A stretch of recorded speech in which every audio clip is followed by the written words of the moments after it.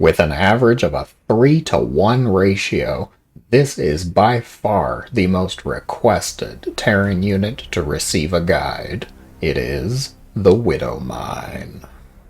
Widow Mines are interesting. They can be absolutely worthless, or the most devastating and terrifying hellspawn to ever be invented. They are built from a factory and are commonly used as an opening build to try and get some economic damage, or as part of a mid to late game composition to try and help with efficient trades. You may notice that they do not have an attack listed, but instead opt to inflict both physical and emotional suffering through their Sentinel Missile ability. This missile deals 125 plus 35 to shields damage to the primary target, and 40 damage plus 25 to shields to any units near the primary target. Let me rephrase that. So, if your target has no shields, it will take 125 damage. Plain and simple. If it has shields, it will first take 35 damage to the shield, then 125 to any remaining shields. If there was less than 125 shields remaining, meaning the 125 will actually deplete the shields, then the rest of that 125 damage is applied to health.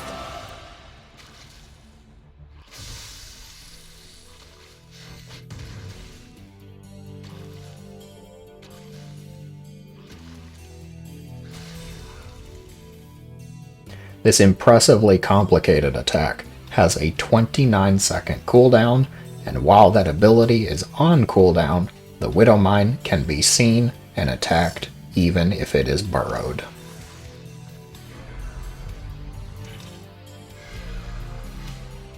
Before I discuss the details of using Widow Mines in combat, I want to point out the insane value of getting an armory for your mines. Although the Widow Mine's attack does not benefit from the armory upgrades, there are a couple of perks to get the armory.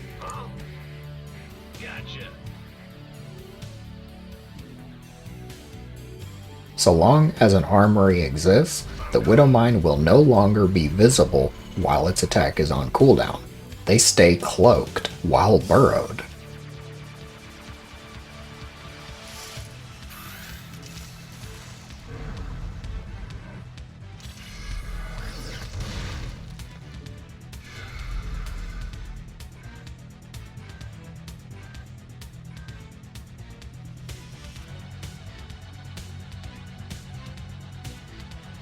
Having an armory also unlocks the Drilling Claws research from a factory tech lab. This upgrade takes 79 seconds to research and allows Widow Mines to burrow and activate 3 times as fast as they could without the upgrade. So they can be speedy and stealthy. Yikes. Research complete.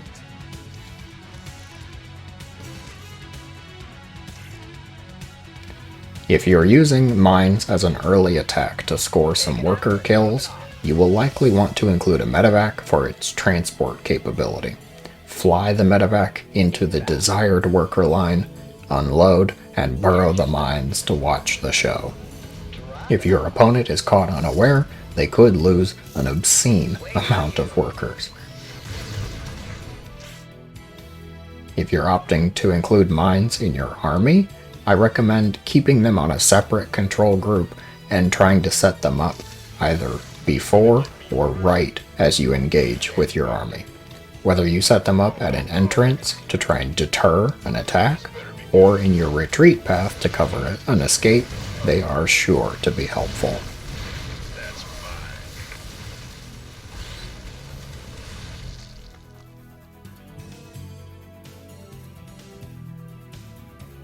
Widow Mines thrive when they are unexpected.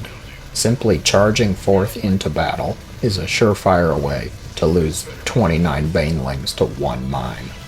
For the early stages of the game, your goal should be to have the necessary defenses and map awareness to catch the mines before they wreak havoc.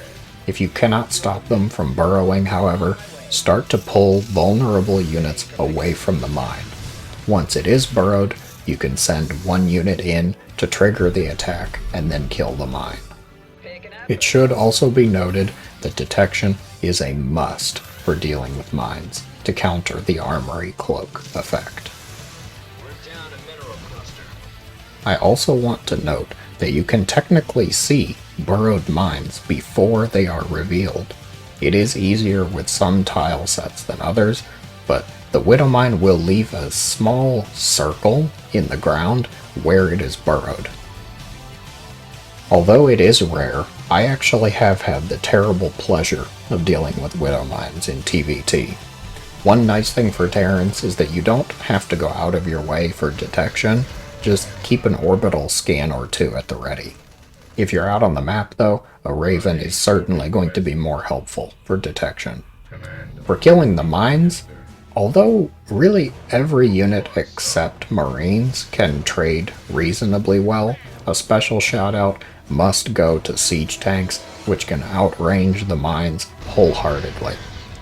Whether you're going bio or mech, just make sure you're trying to be careful that you are not walking into a minefield. Protoss players, I would wager that you are the most likely to see Widow Mines as an opening build. My personal recommendation is to open with a Robo facility as your first tech choice. This gives you quicker access to observers, which can be used both for detection and setting up around your base to help provide map vision. If you don't want to open Robo, however, the Stargate is another fine choice since oracles can also provide detection. A small group of stalkers is usually enough to keep medevacs at bay or clean up the mines. For the later stages of the game, Immortals, Colossi, and Archons are all fine counters to dealing with Widow Mines.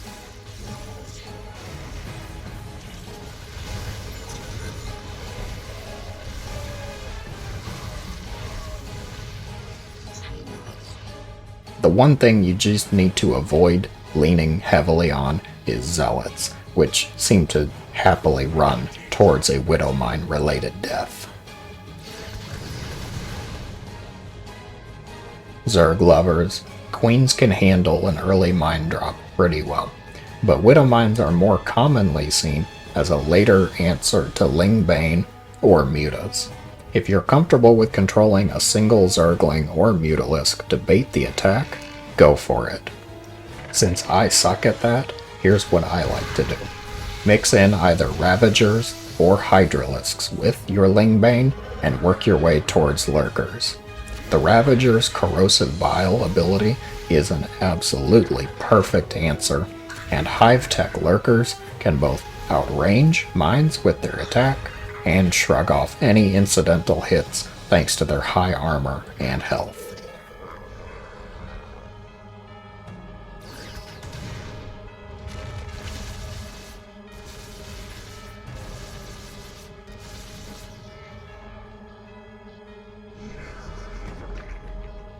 Widow Mines can make or break entire economies or battles in the right situation. Personal feelings aside, they are a rather neat addition to the Terran arsenal.